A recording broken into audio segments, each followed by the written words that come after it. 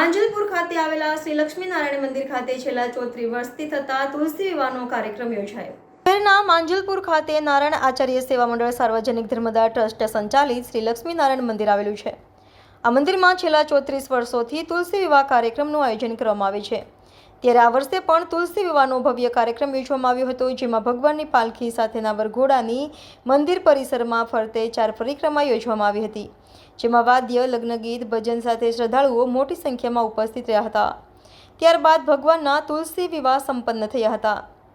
શ્રી લક્ષ્મીનારાયણ મંદિરના ટ્રસ્ટી કમલેશ પટેલના જણાવ્યા અનુસાર હાલમાં શ્રી લક્ષ્મીનારાયણ મંદિરનો બંસીપાળ પથ્થરમાંથી નવીનીકરણ તથા જીર્ણોદ્ધારની કામગીરી પણ કરવામાં આવી રહી છે. Reporter Rahul Rajput, van news, Vadodara.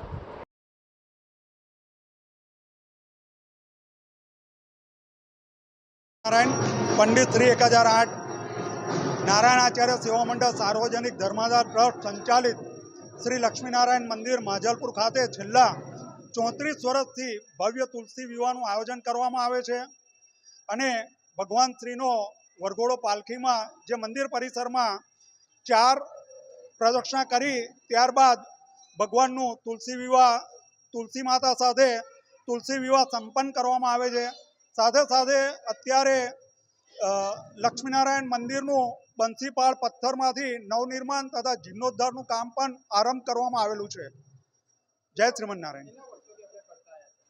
Tulsi Vivah છેલ્લા 34 વર્ષથી થઈ રહ્યા છે અને છેલ્લા 10 વર્ષથી પાછળ લોનની અંદર અમે લોકો આ તુલસી વિવાહનું આયોજન કરી રહ્યા છે. કમલેશ પટેલ, પ્રમુખ, લક્ષ્મીનારાયણ મંદિર. Subscribe now and press the bell icon. Never miss an update.